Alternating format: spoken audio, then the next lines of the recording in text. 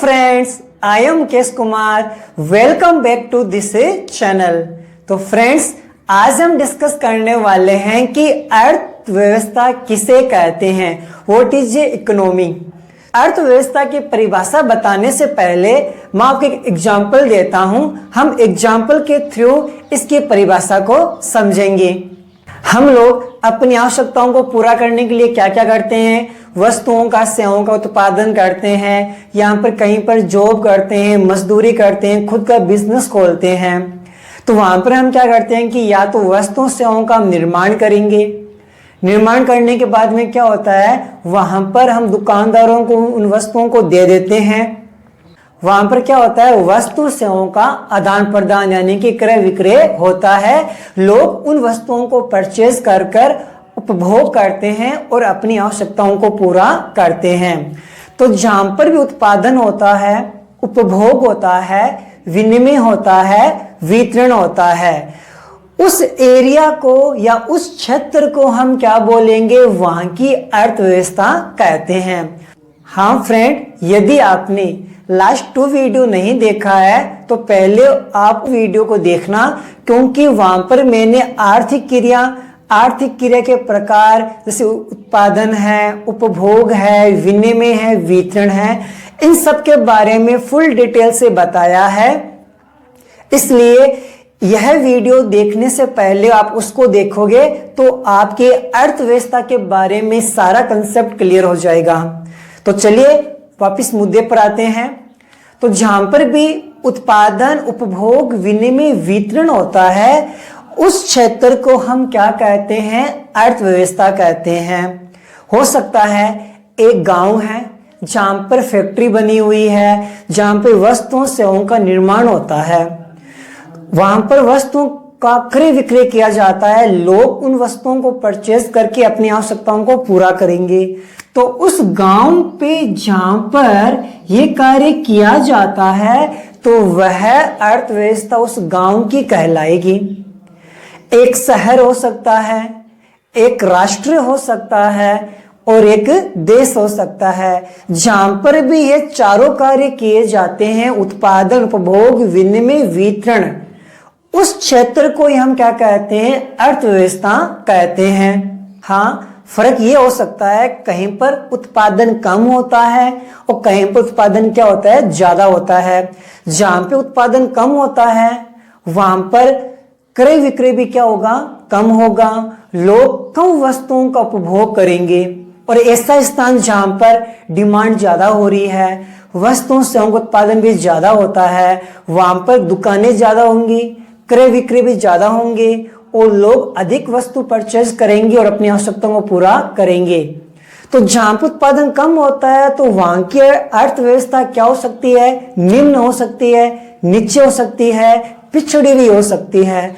और जहां पर वस्तु सेवाओं का अधिक मात्रा में उत्पादन होता है, अधिक मात्रा में क्रय विक्रय होता है, वहां की जो अर्थव्यवस्था है वो क्या हो सकती है, विकसित या बड़ी हो सकती है। तो आइए फ्रेंड्स, यदि यह क्वेश्चन एग्जाम के अंदर आ जाए तो इसको एग्जाम में कैसा लिखना है, इसकी एक सटीक परिभाषा लिख देते हैं।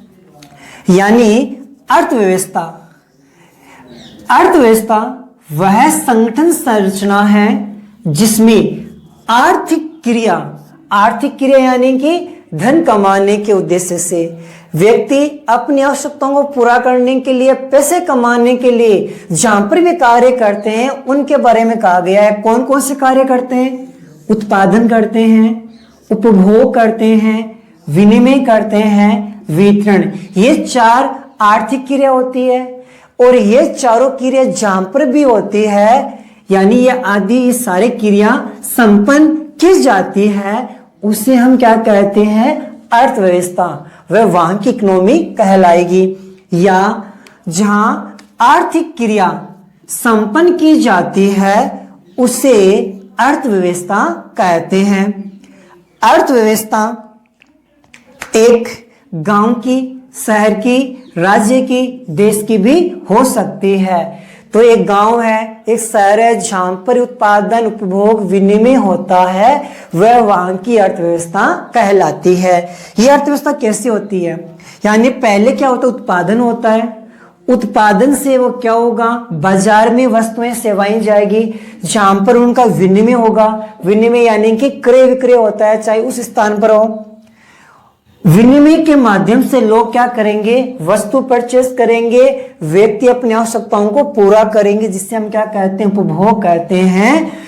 और वहां पर भी क्या होता है, वितरण होता है, क्योंकि जो वस्तु बनाई जाती है उनके बदले लगान, ब्याज, मजदूरी आदि का वितरण किया जाता है, तो उसे हम वितरण कहते हैं। ये सभी कार्य जहां पर भी संपन्न किए जाते हैं उसे हम कहते हैं अर्थव्यवस्था।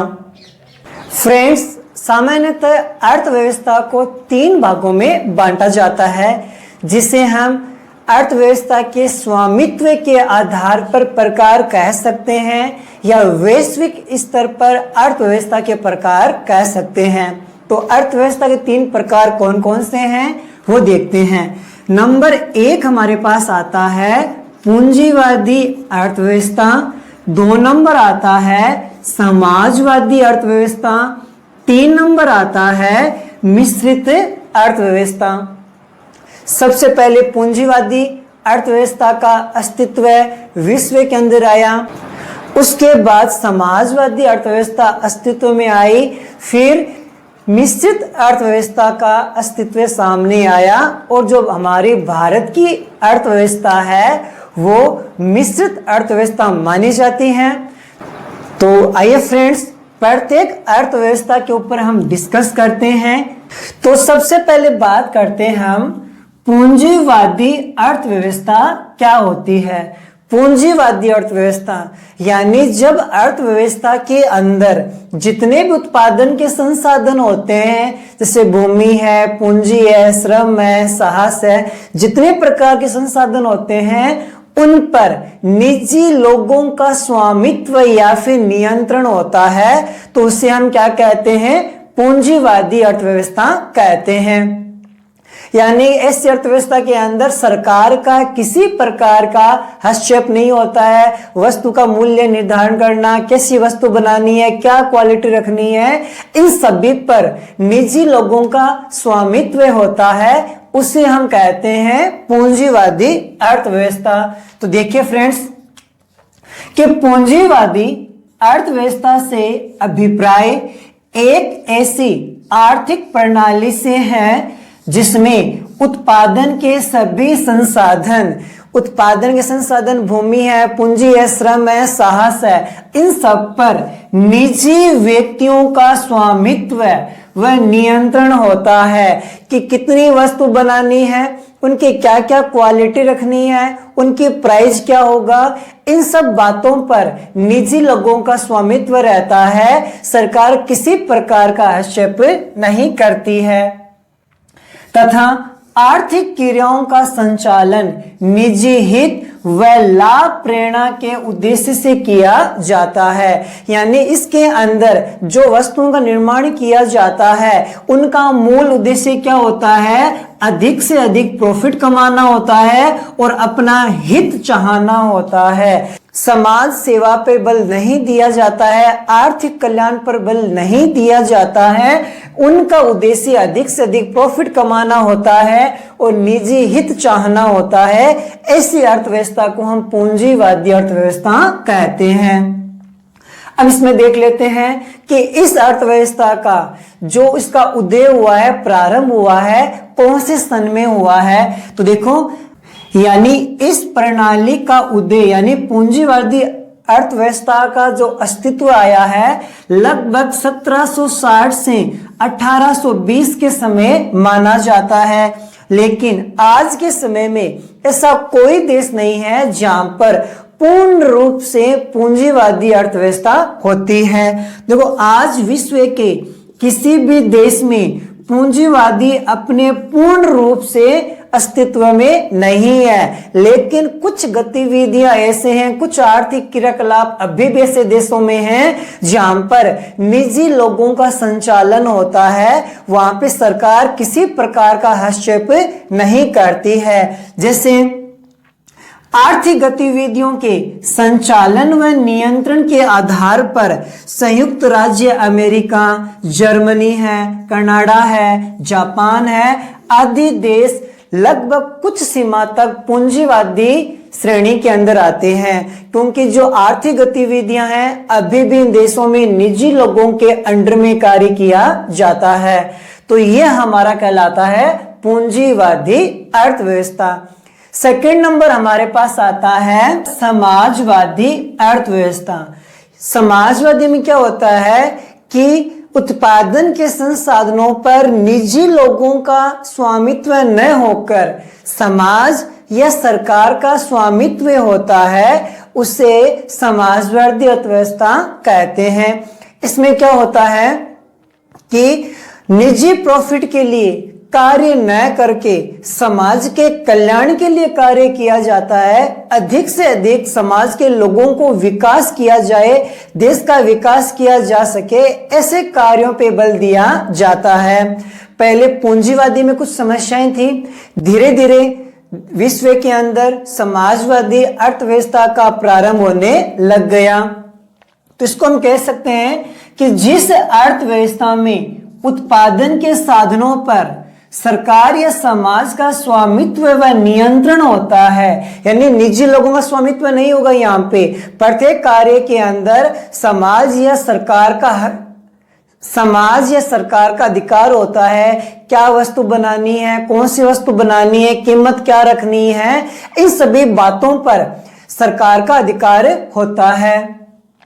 उसे समाजवादी अर्थव्यवस्था कहते हैं। इसमें निजी लाभ के स्थान पर कल्याण पर बल दिया जाता है। इसके अंदर जो निजी लोग होते हैं वो निजी प्रॉफिट कमा रहे होते हैं, किसमें? पूंजीवादी अर्थव्यवस्था के अंदर। बल्कि इसमें क्या होता है कि निजी प्रॉफिट पर ध्यान नहीं दिया जाता है, अधिक से अधिक लोगों का कल्याण हो सके, देश का विकास हो सके, इस पे बल दिया जाता है। तो समाजवादी अर्थव्यवस्था कौन कौन से देश में है वो देखो, रूस है, उत्तरी कोरिया है, चीन है, क्यूबा है, ये ऐसे कुछ देश है जहां पर समाजवादी अर्थव्यवस्था का चलन है।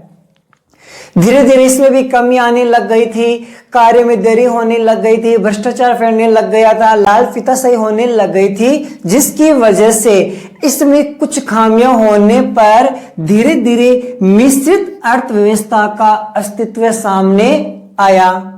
तो मिश्रित अर्थव्यवस्था क्या होती है?